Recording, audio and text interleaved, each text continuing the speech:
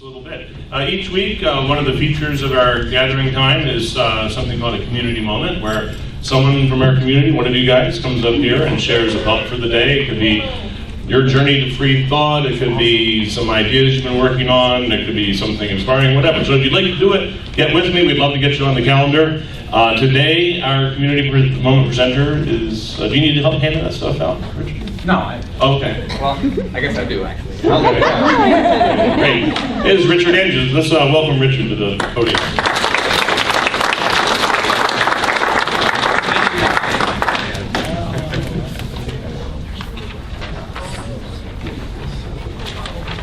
Thank you. Somebody cut me off at 10 minutes. Maybe somebody can hold a finger up 10 minutes from now. Let's see if the mic's still working. So I just wanted to say a little bit about Esperanto. I don't know how many of you have heard of Esperanto. Yeah, do any of you speak Esperanto? Oh. My grandfather did. Oh, wonderful, wonderful. Okay. So, well, Esperanto is basically an international second language. It was never intended to replace native languages or native traditions or cultures or anything like that. It was started in the late 1800s by somebody, a teenager actually, in Poland. At that time in Poland, which I believe was part of Germany at the time, had four major language groups: Russian, Yiddish, German, and Polish. And he saw, even as a teenager, a lot of misunderstandings that arose, largely, he thought, because of people not being able to understand each other. And so he started working on this international second language. He called it an auxiliary language. And he made it, of course, as easy to learn as possible. The idea being that if everybody were to learn this language, then they wouldn't have to defer to anybody else in speaking and communicating with that person. For example, in forums like the United Nations, I believe you have 6 official languages, and discourse typically occurs in one of those languages. And so you're at a disadvantage if you're in an international forum trying to make your case and you have to use a language that somebody else grew up speaking. So, but I'm talking about it today largely, I mean, of course it's for hopeless idealists who, want, the one world philosophy and all that kind of thing. And I think many people in this room probably are guilty of that. So, but I'm actually presenting it here today largely as a tool for learning languages. In other words, I think a lot of people don't have confidence in their ability to learn languages. Nearly everybody here has had a language course or two, maybe struggled with it. I've heard a number of people in this class say that they really wish they could learn Spanish, for example. Now I also think that Spanish is easier to learn than you think it is, and I've taught a fair amount of Spanish, and I think there's ways of making Spanish easier to learn than you think it is. You already know a lot of Spanish, actually, just by knowing your English. So I think we can work on that at a different time if you want. We could even have a class outside of Oasis hours if you want to learn Spanish. But Esperanto has, and you have it in your hand, if you have one of these papers, has 16 basic rules of grammar.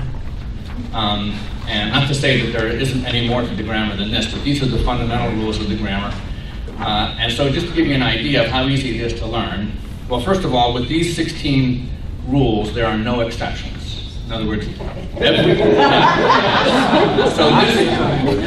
for example, is just the Spanish verbs. Just the verbs right here, So that gives you an idea. And here is the 16 fundamental rules of Esperanto. So that gives you an idea how much easier it is. So to give you an idea, every noun ends with an O. So you can look at a long sentence of Esperanto and you can immediately pick out the nouns. You can immediately pick out the adjectives because every adjective, every single one, ends with an A. Every single adverb ends with an E. The present tense of a verb is always AS at the end. Future tense is always OS at the end.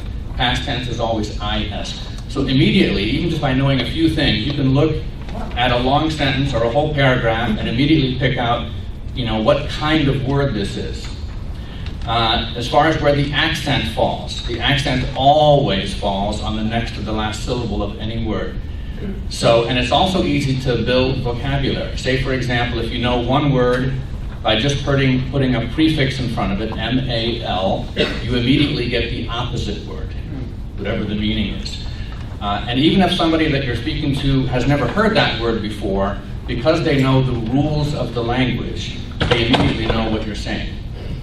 And there are certain what we call infixes, where you can put a couple letters in the middle of the word and it also means something.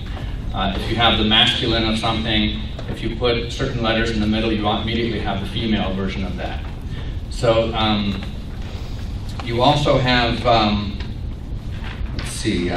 there are no silent letters, for example. English has an easy grammar, but compared to other languages, for example, we say I run, we run, they run. We don't conjugate our verbs except for the third person. He runs.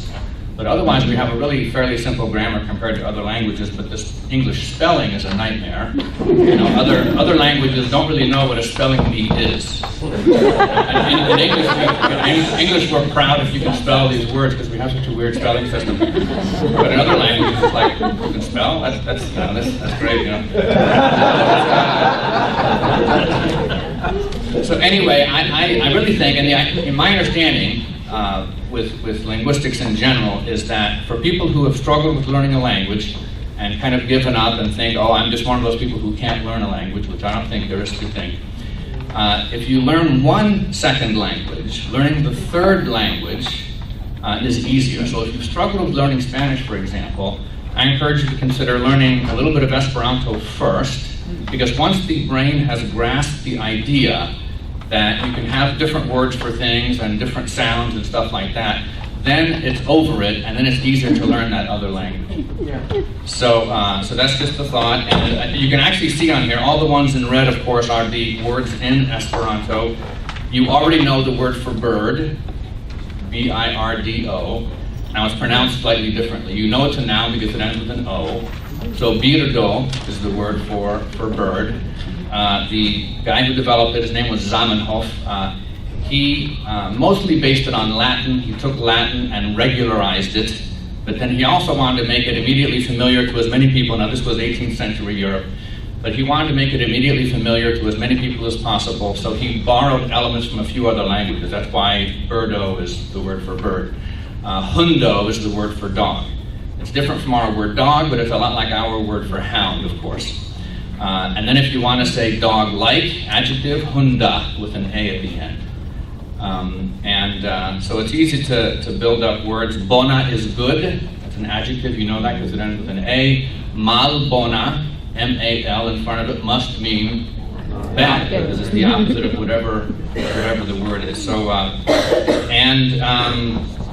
number 7, these are the 16 rules. Like I said, in red next to the numerals, you see the numbers, to make 12, you just say 10, 2, so again, it's logical. Have I hit my 10-minute point yet, Mike? 2 minutes. 2 minutes, okay.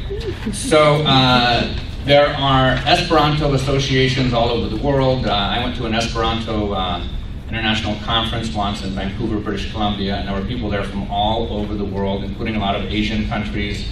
There's actually a lot of Esperanto speakers in China. Now there's a lot of everything in China because China has 1.5 billion people. So, but they put out a beautiful magazine in China called La Popola Chinio. You know that La is the definite article. La just means the.